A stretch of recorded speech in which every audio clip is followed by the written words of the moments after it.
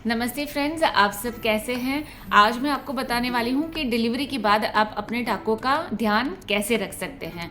क्योंकि normal delivery के बाद बहुत लेडीज़ उठ नहीं सकते हैं, बैठ नहीं सकते हैं, किसी किसी के टाके पक जाते हैं, किसी को वो एरिया में बहुत खुजली आती है, इन्फेक्शन हो जाता है। तो ये सारी चीज़ें हमारे फ्रेंड्स के साथ ना हो, इसीलिए मैं ये वीडियो आपके साथ शेयर कर रही हूँ, ताकि आप नॉर्मल डिलीवरी के बाद, अगर आपकी नॉर्मल डिलीवरी हुई है तो आप अपने टाकों का ध्यान कैसे रख सकते हैं, स्टेप बाय स्टेप ये सारी चीज़ें मैं आपको इस वीडियो में बताने वाली हूँ। तो मेरी वीडियो को एंड तक बने रहिए।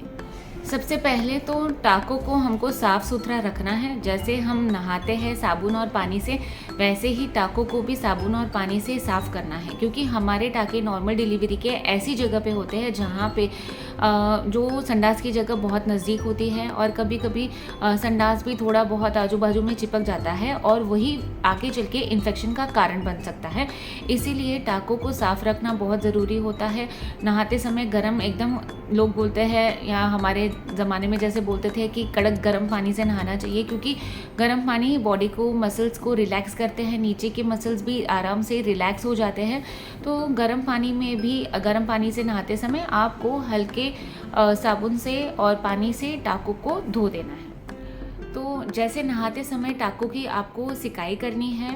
आपको गर्म पानी का टब लेना है नहाते समय, और वो टब में कुछ मिनटों के लिए बैठे रहना है। जैसे 5 से 7 मिनट के लिए वो गर्म सेक लेना है आपको टाके में। हम लोग सजेस्ट करते हैं पेशेंट्स को कि टब में गर्म पानी लेना है और एक ढक्कन उसमें बीटाडीन का सोल्यूशन डालना है और उसमें आपको बैठ जाना है।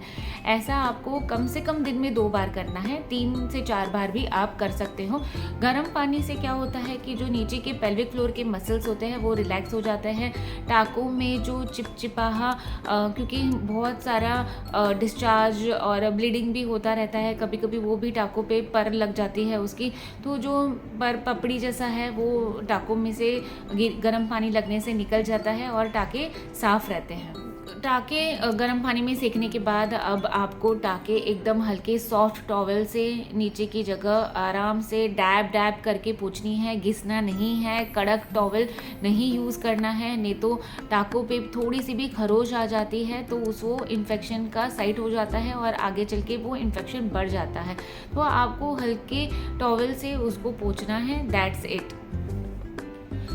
टॉवल से पोंछने के बाद डॉक्टर ने आपको जो क्रीम दिया होगा, बीटाडीन, काफ़ी डॉक्टर्स बीटाडीन ऑइंटमेंट या मेट्रोजिल पी ऑइंटमेंट देते हैं टाकों पे लगाने के लिए। तो हर बार आप वॉशरूम जाए, नहाए, तो आपको नीचे की जगह साफ़ रखनी है और टाकों पे वो ऑइंटमेंट कम से कम 2 से 3 बार दिन में आपको लगाना है। बैठने का तरीका कैसा होना चाहिए। कुछ लोग मुझे पूछते हैं, डॉक्टर क्या मैं नीचे बैठ सकती हूँ, क्या मैं पलटी मार के बैठ सकती हूँ। तो फ्रेंड्स, मैं आपको बताना चाहती हूँ कि जहाँ तक नीचे बैठने का सवाल है, आप बैठ सकते हैं प्रॉपरली। किसी का सपोर्ट लेके आपको नीचे बैठना है तो सपोर्ट लेके अच्छे से नीचे बैठ सकते हैं। अलती पलती नहीं करनी है, जैसे क्रॉस मार के आपको नहीं बैठना है, क्योंकि नेचुरली जब भी हम क्रॉस मारते हैं तभी नीचे की जो जगह होती है वो खींची जाती है, वो टाकों पे स्ट्रेच आ सकता है और टाके थोड़े लूज़ हो सकते हैं। थोड़े टाइम तक आपको, कम से कम 1 हफ्ता से 10 दिन आपको पलती मार के नहीं बैठना है। जब भी आप बैठोगे नीचे या ऊपर, आपको पैर ऐसे सीधे रख के बैठने हैं या दोनों पैर एक तरफ करके आप बैठ सकते हैं। क्योंकि फीडिंग के वक्त भी बैठने की पोजीशन समझ नहीं आती है कि कैसे कंफर्टेबल रहे। तो फीडिंग के लिए तो मैं बेस्ट पोजीशन आपको बताऊंगी कि चेयर पे ही बैठना है आपको। नीलकमल की या कोई भी प्लास्टिक की चेयर होती है जिनमें दोनों साइड हैंडल होते हैं, उस पर आपको बैठना है। इससे क्या होगा, चेयर पे बैठने से आपकी कमर भी सही रहेगी, टाके भी सही रहेंगे, क्योंकि पैर भी आपके नीचे ज़मीन को टच हो रहे हैं, आप पलती मार के नहीं बैठ रहे हो। पैरों के ऊपर आपको तकिया लेना है और बेबी को फीड करना है। ये बेस्ट तरीका है। ये आपके टाकों के लिए, आपके बैक के लिए भी बहुत सही पोजीशन है फीडिंग के लिए। अगर कोई कोई लोगों की जो मैट्रेस होती है वो बहुत ज़्यादा थिक होती है, कभी कभी मैट्रेस टफ़ होने की वजह से बैठने पे वो टाके होते हैं वो चुभने लगते हैं, तो आप अपने लिए एक अलग सा कुशन बना सकते हो, जिस पे जो सॉफ्ट सा है, पतला सा है, कुशन बोल सकते हो या ब्लैंकेट ले सकते हो। जब भी आप बैठो तो वो एकदम सॉफ्ट ब्लैंकेट के ऊपर आप बैठ सकते हो, चाहे चेयर के ऊपर बैठो या नीचे बैठो। तो ब्लैंकेट या सॉफ्ट कुशन के ऊपर आप बैठोगे तो टाके ज़्यादा हर्ट नहीं होंगे, जो पेन होता है गद्दी पे बैठने से वो नहीं होगा। मोस्ट इम्पॉर्टेंट पॉइंट है कि जब नॉर्मल डिलीवरी के बाद आपके टाकों को आराम देना है, ठीक है, तो हमको कोई ऐसी सिचुएशन नहीं पैदा करनी है जिससे आपके टाके पे स्ट्रेन हो जाए, जिससे आपके टाके पे खिंचाव हो, प्रेशर हो। तो सबसे इम्पॉर्टेंट पॉइंट यहाँ पे है कि कब्ज़ की शिकायत आपको नहीं होनी चाहिए, यानी कि कॉन्स्टिपेशन से आपको दूर रहना है। इसके लिए डिस्चार्ज के समय ही मैं अपने सारे पेशेंट्स को बोलती हूँ कि आप फीड करा रहे हो, आपकी नॉर्मल डिलीवरी हुई है, आपको नीचे स्टिचेस हैं, तो आपको कम से कम 2 लीटर पानी दिन में लेना ही है। 2 लीटर पानी लेने से क्या होता है, फीडिंग के वक्त जो डिहाइड्रेशन होता है वो भी नहीं होता है और कॉन्स्टिपेशन की शिकायत भी नहीं होती है, कब्ज़ की शिकायत भी नहीं होती है। आराम से आप सॉफ्ट स्टूल्स पास कर लेते हो जिससे कि टाके पे कोई स्ट्रेन नहीं पड़ता है। अगर आपको कॉन्स्टिपेशन की शिकायत है तो इसे आप बर्दाश्त मत कीजिए, आपके डॉक्टर से सलाह लीजिए। डॉक्टर आपको कुछ सिरप देंगे या लैक्सेटिव्स दे देंगे, फाइबर दे देंगे, जिससे आपको कब्ज़ की शिकायत ना हो और आपके टाके सही रहें। आजकल तो देखिए टाके जो डॉक्टर्स लगाते हैं वो इजीली अब्जॉर्बेबल होते हैं, यानी कि गलने वाले टाके होते हैं, ये काटने वाले टाके नहीं होते हैं। जो नॉर्मल डिलीवरी के स्टिचेस होते हैं वो आसानी से 7 से लेके 14 दिन में गल जाते हैं।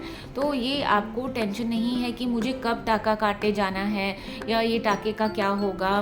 मैक्सिमम सब जगह पे टाके गलने वाले ही लगाते हैं। जब भी ये टाके गलने लग जाते हैं, क्योंकि वो है गलने वाले होते हैं, तो जब भी आपका हीलिंग हो गया रहता है, जब भी आपकी चमड़ी एक दूसरे के साथ जुड़ गई रहती है, तो ये धागे ना एक बाय एक निकलते जाते हैं। तो कभी कभी निकलते समय ये टाके आपको चुभ सकते हैं, तो आपको साफ़ सुथरी जगह रखनी है। खुजली आ सकती है, आपको उस समय पे थोड़ी बहुत खुजली भी रह सकती है, तो एड्जॉर्ब पाउडर है या कोई भी एंटी फंगल पाउडर है वो आप टाके पे लगा सकते हो, क्योंकि वो 1 बाय 1 टाके आपके बाहर गल के निकलने ही वाले हैं। तो उस समय की खुजली को अवॉइड करने के लिए आपको वो एरिया को बिल्कुल गीला नहीं रखना है, मॉइस्ट नहीं रखना है और एंटी फंगल पाउडर से सूखा रखना है वो एरिया को। जैसे सीढ़ियाँ चढ़ने की बात आती है, बैठने की बात जैसे हो गई, वैसे सीढ़ियाँ चढ़ने के लिए भी मुझे बहुत पेशेंट्स पूछते कि क्या मैं सीढ़ी ऊपर नीचे चढ़ सकती हूँ, नीचे टाके हैं तो मैं ये इसमें बताना चाहती हूँ कि बिल्कुल आप सीढ़ियाँ चढ़ सकते हो, उतर सकते हो, क्योंकि इसमें आपको साइड की रेलिंग है, पकड़ के चढ़ सकते हो या 1 बाय 1 स्टेप चढ़ सकते हो। तो इसमें यही ध्यान रखना है कि टाकों पे कोई जोर नहीं आना चाहिए, बाकी सीढ़ियाँ उतरने और चढ़ने में कोई प्रॉब्लम नहीं है।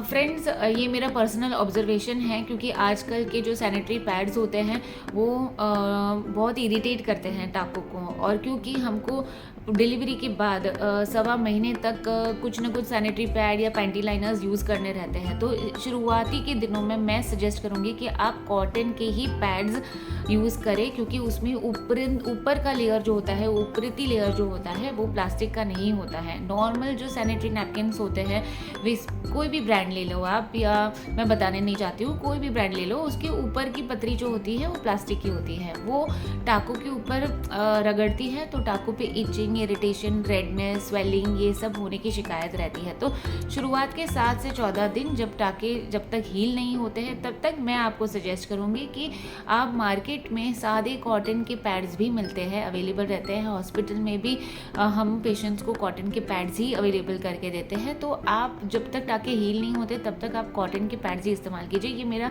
खुद का पर्सनल एक्सपीरियंस है, मैं आपको बता रही हूँ। तो कौन से type of sanitary napkins use करने चाहिए, ये भी काफ़ी पेशेंट्स मुझे ओपीडी में बताते हैं, तो मैं उनको यही बताती हूँ कि भाई फर्स्ट 14 डेज़ आप कॉटन के पैड्स यूज़ कर सकते हो, उसके बाद जो नॉर्मल सैनिटरी नैपकिन्स आप रेगुलरली यूज़ करते हो वो आप यूज़ कर सकते हो। सो फ्रेंड्स, ये थे मेरे कुछ टिप्स आपके टाकों के लिए, आपके टाकों का ध्यान कैसे रखना चाहिए।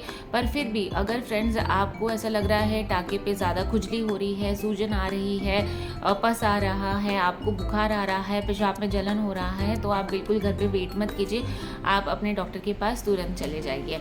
सो फ्रेंड्स, अगर आपको मेरा ये वीडियो सही लगा है, अच्छा लगा है, तो आपके फ्रेंड्स के साथ मेरा ये वीडियो शेयर कीजिए। और अगर आपने अब तक मेरे चैनल को सब्सक्राइब नहीं किया है तो मेरे चैनल को सब्सक्राइब कर दीजिए। Thank you so much.